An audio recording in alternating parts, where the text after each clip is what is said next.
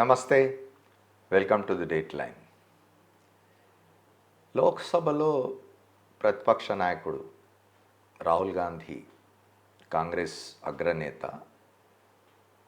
కేంద్ర ఎన్నికల సంఘం మీద ప్రారంభించిన పోరాటం మొత్తానికి ఎన్నికల సంఘం విశ్వసనీయతే ప్రశ్నార్థకంగా మారే విధంగా మలుపులు తిరుగుతున్నది. మొత్తానికి రాహుల్ గాంధీ, ఆయన పార్టీ కాంగ్రెస్, ఆ కాంగ్రెస్ నాయకత్వం వహిస్తున్న ఇండియా కూటమిలోని భాగస్వాములు చాలా వివరాలు సేకరించి ఎన్నికల్లో జరుగుతున్న అవకతవకలు, అక్రమాలను గురించిన విషయాలన్నీ బయటపెడుతూ ఉన్నారు.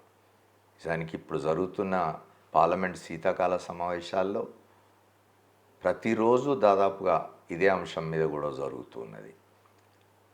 ప్రతిపక్షాలన్నీ వీధుల్లోకి వస్తున్నాయి. ఆందోళన ఉధృతం అవుతున్నది. ఒక మంచి ప్రయత్నం అయితే జరుగుతుందని అనుకోవాలి ప్రతిపక్షాల నుంచి. ఎందుకంటే భారత ప్రజాస్వామ్యంలో ఆ మాటకొస్తే ప్రపంచంలోని ఏ ప్రజాస్వామ్య దేశంలో అయినా అత్యంత ప్రాధాన్యత కలిగింది ఓటు. ఆ ఓటే చోరీ అయిపోతున్నది అనే నినాదం తీసుకొని రాహుల్ గాంధీ వాళ్ళు చాలా వివరాలు బయటపెడుతూ ఉన్నాడు. ఆయన మహారాష్ట్రలో జరిగిన శాసనసభ ఎన్నికలు కానీ, మధ్యప్రదేశ్లో జరిగిన శాసనసభ ఎన్నికలు కానీ, 2024లో జరిగిన లోక్సభ ఎన్నికల్లో కానీ జరిగిన అవకతవకలు, ఒక పక్క ఈవీఎంల విషయంలో ఉన్న ఆందోళన, ఈవీఎంల విషయంలో ఉన్న అభ్యంతరాలు, వాటికి సంబంధించిన వివరాలు బయటపెడుతూనే అసలు ఓట్లకు సంబంధించి ఓటర్లను నమోదు చేసుకునే విషయంలో కూడా, లేదా ఉన్న ఓట్లను తీసేసే విషయంలో కూడా జరుగుతున్న గందరగోళాన్ని గురించి కూడా రాహుల్ గాంధీ తదితరులు చాలా ఎక్కువ మాట్లాడుతూ ఉన్నారు. చాలా వివరాలు బయటపెడుతూ ఉన్నారు. ఇది తప్పనిసరిగా ఎన్నికల సంఘం భేషజాలకు పోకుండా దీని మీద తీవ్రంగా ఆలోచించి వాస్తవాలు బయటపెడితే మంచిది. ఎందుకంటే ప్రస్తుతం కేంద్రంలో అధికారంలో ఉన్న భారతీయ జనతా పార్టీ లేదా అది ప్రాతినిధ్యం వహిస్తున్న ఎన్డీఏ కూటమి చెప్పు చేతుల్లో ఎన్నికల సంఘం ఉందనే ఒక అపవాదు తొలగించుకోవాల్సిన అవసరం చాలా ఉంది. ఎందుకంటే ఎన్నికల వ్యవస్థ చాలా ఉన్నతమైన వ్యవస్థ మన దేశంలో. ఈ దేశ ప్రజలకున్న ఒక ప్రధానమైన హక్కు ఓటు హక్కు. ఆ ఓటు హక్కును వినియోగించుకునే విషయంలో జరిగేటువంటి అవకతవకల విషయంలో వచ్చిన ఫిర్యాదుల్ని తప్పనిసరిగా ఎన్నికల సంఘం చూడాలి. రాహుల్ గాంధీ తదితరులు చేస్తున్న ఆందోళన తప్పనిసరిగా అటువైపు దారితీస్తుందని అనుకుందాం. ఇక్కడ మరో విషయం ఆలోచించాలి. రాహుల్ గాంధీ మహారాష్ట్ర, మధ్యప్రదేశ్, రేపు జరగబోయే బీహార్ ఎన్నికలు, వీటిలలో జరిగిన అవకతవకలు, జరగబోతున్న అవకతవకలు, వీటి గురించి మాట్లాడుతున్నారు. ఓటర్ల జాబితా కానీ, ఈవీఎంలకు సంబంధించి కానీ మాట్లాడుతున్నారు. కానీ ఇటు తిరిగి చూస్తే దక్షిణాదిలో ఆంధ్రప్రదేశ్లో ఒక వారం క్రితం ఒక చిన్న ఎన్నిక జరిగింది. 2 జెడ్పీటీసీ స్థానాలకు. ఒక జెడ్పీటీసీ స్థానం అంటే 10,000 ఓట్లు కూడా ఉండవు, మహా అయితే 10,000 ఓట్లు ఉండొచ్చు. కడప జిల్లాలో పులివెందుల రూరల్, ఒంటిమిట్ట అనే 2 జెడ్పీటీసీ స్థానాలకు ఉప ఎన్నిక జరిగింది. ఆ ఉప ఎన్నికలు జరిగిన తీరు అందరం చూసినాం. టెలివిజన్ ఛానళ్ళలో, 24 గంటల న్యూస్ ఛానళ్ళలో వచ్చింది. ఇక సామాజిక వేదికల మీదనైతే పరంపరగా వచ్చింది. లెక్కలేనన్ని వివరాలు వచ్చినాయి, వీడియో ఆధారాలతో సహా.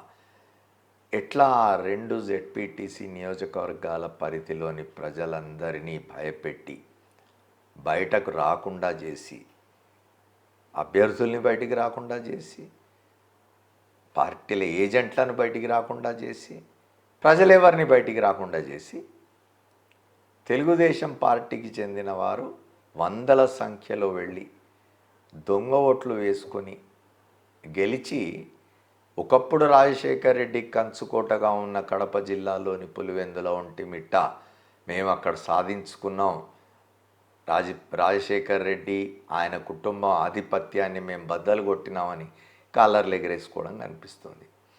దీని మీద ఎన్నికల సంఘం మాట్లాడదు. ఎన్నికల సంఘంలో లేదా ఎన్నికల తంతులో జరుగుతున్న అవకతవకల్ని ప్రశ్నిస్తున్న రాహుల్ గాంధీ కూడా దీని గురించి ఏం మాట్లాడరు. కారణం ఏమిటి?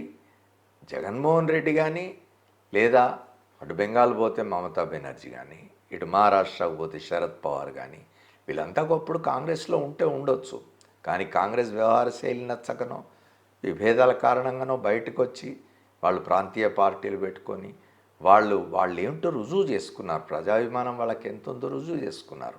మనం 2019లో జగన్మోహన్ రెడ్డి 170 స్థానాలకు 151 స్థానాలు గెలుచుకున్నాడు ఆయన, కాంగ్రెస్ తెలుగుదేశం పార్టీలకు వ్యతిరేకంగా.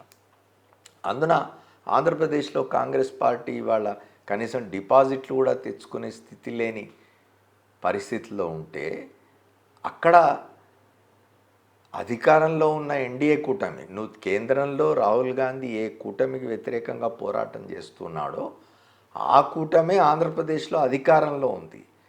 ఆ కూటమి ఆధ్వర్యంలోనే కడప జిల్లాలో 2 జెడ్పీటీసీ ఉప ఎన్నికలలో ఇంత అన్యాయం జరిగింది, ఇంత దుర్మార్గం జరిగింది. రాహుల్ గాంధీ మాట్లాడాలి కదా. రాహుల్ గాంధీ మాట్లాడరు. మాట్లాడకపోగా జగన్మోహన్ రెడ్డి ఆ మాట అంటే నిజమే, చంద్రబాబు నాయుడు రాహుల్ గాంధీ మధ్య హాట్లైన్ నడుస్తున్నదని జగన్మోహన్ రెడ్డి ఒక పత్రికాగోష్ఠిలో అన్నారు. మరి అది కాదు అని రుజువు చేసుకోవాలంటే రాహుల్ గాంధీ మాట్లాడాలి కదా. దేశవ్యాప్తంగా ఎన్నికలకు సంబంధించి ఎటువంటి అవకతవకలు జరిగినా మాట్లాడాల్సిన బాధ్యత రాహుల్ గాంధీది. ఎందుకంటే ఆయన ప్రధాన ప్రతిపక్ష నాయకుడు. ఆంధ్రప్రదేశ్లో జరిగితే మాట్లాడను, మహారాష్ట్రలోనో మధ్యప్రదేశ్లోనో బీహార్లో అయితే మాట్లాడతాను అని ఆయన సెలెక్టివ్గా ఆలోచిస్తే ఆయన ఎట్లా ఈ దేశానికి ప్రధాన ప్రతిపక్ష నాయకుడు అవుతారు? భవిష్యత్తులో ప్రధానమంత్రి కావాల్సిన వ్యక్తి ఆయన ఆలోచనలు మారాల్సిన అవసరం ఉన్నది. ఇది చంద్రబాబు నాయుడు కూడా నిజానికి 2024లో జరిగిన శాసనసభ ఎన్నికల్లో 175 స్థానాలకు గాను 164 స్థానాలు కూటమి సంపాదించుకున్నది. అక్కడ కూడా అనేక అవకతవకలు జరిగినాయని చెప్పి జగన్మోహన్ రెడ్డి చెప్తూ ఉన్నారు, ఆయన పార్టీ వాళ్ళు చెప్తూ ఉన్నారు.